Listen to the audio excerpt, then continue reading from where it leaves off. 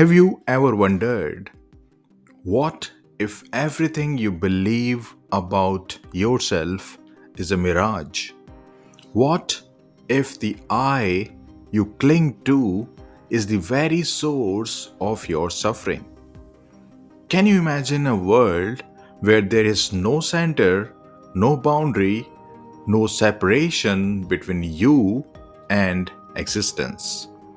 What if dissolving the I could lead you into the infinite vastness of pure being? These are not mere questions, dear seekers, but invitations to step into the unknown, to step into the eternal. Dear seekers, life begins where the I ends. This simple truth has been spoken by sages for millennia, but it remains the most difficult thing for the human mind to grasp. The I is a phantom. It is a ghost that haunts you. It whispers, I am important, I must survive, I must achieve, I must own, and I must control. But the deeper you go within yourself, the clearer it becomes that the I is nothing but an accumulation of your memories, your desires, your fears, and your conditioning. The journey into pure being is not about annihilating the I as if it were an enemy. It is about seeing through it. The moment you see it clearly, you realize it was never real to begin with. You are born without an I. A child exists in pure being. There is no separation between the child and existence. Watch a newborn baby. It does not say, I am hungry. There is hunger, there is crying, but there is no I attached to it. Slowly, society steps in.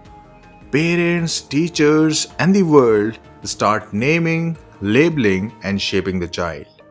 The child is told, you are this, you are that.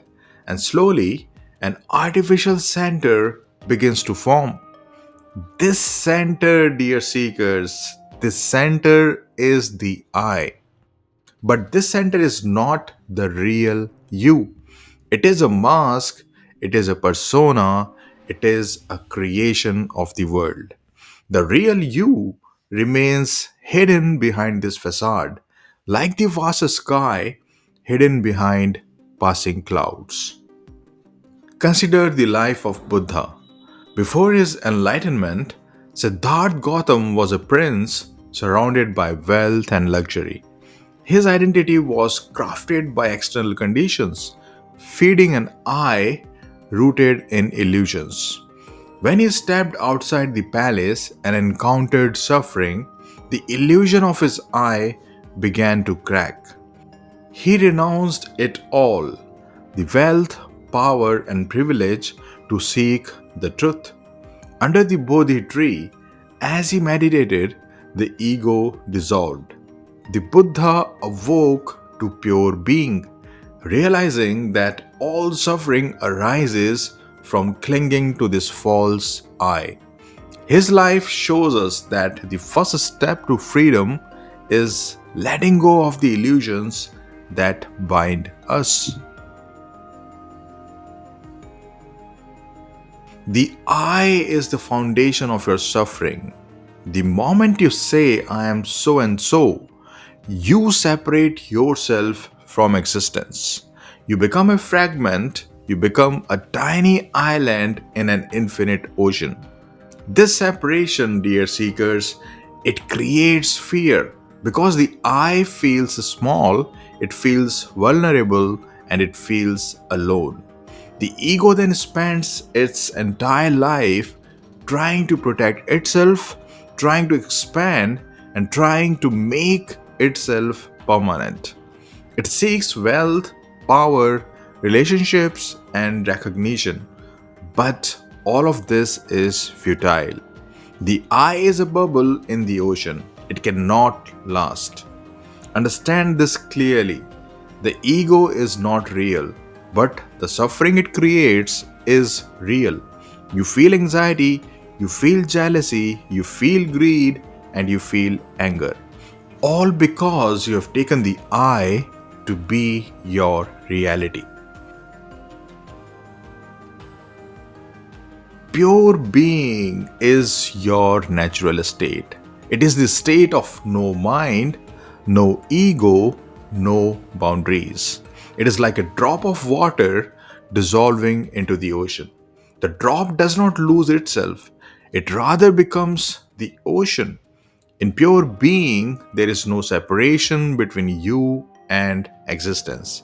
You are the trees, you are the rivers, you are the stars, and you are the sky. You are life itself. But this cannot be understood intellectually. It is not a concept, it is an experience. You must taste it, you must feel it, and you must live it. Raman Maharshi's life reveals this beautifully. As a young boy, Ramana was struck by an intense fear of death. Instead of fleeing from it, he turned inward, asking, "Who am I?" In that profound inquiry, the I dissolved. What remained was the silent, eternal presence of pure being.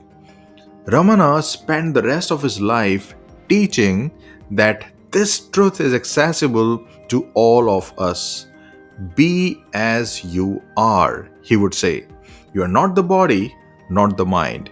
You are the infinite awareness behind it all.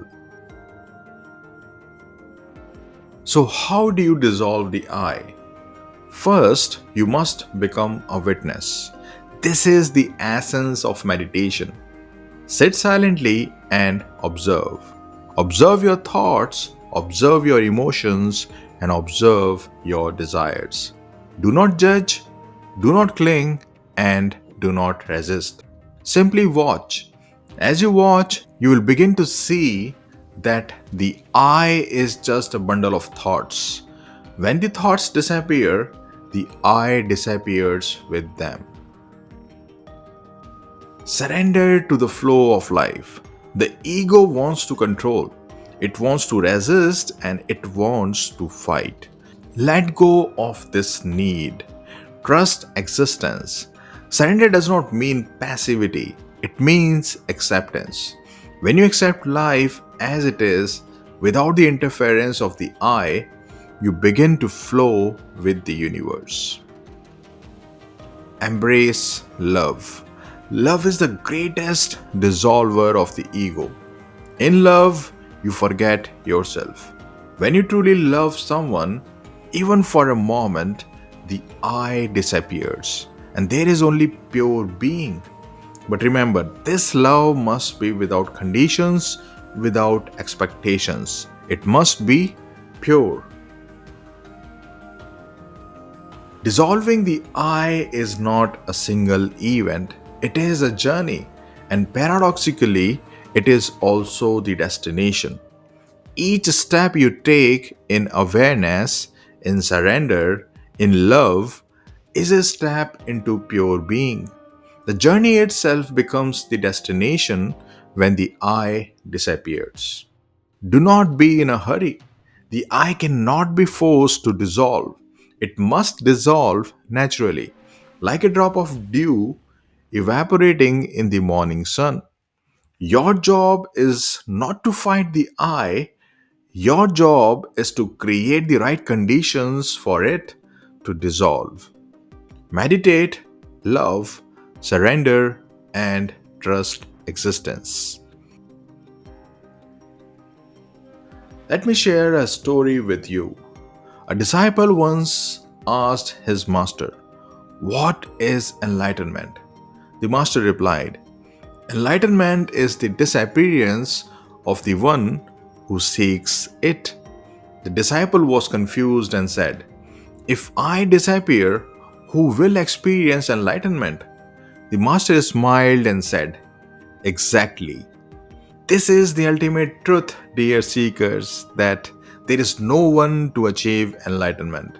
Enlightenment is simply the realization that you've always been one with existence. The I was never real, it was just a dream. Dear seekers, when the I dissolves, life becomes a dance. It becomes a celebration. You are no longer a prisoner of your thoughts and desires. You are free, you are infinite, you are existence itself. This is the final flowering of human consciousness. This is the ultimate truth.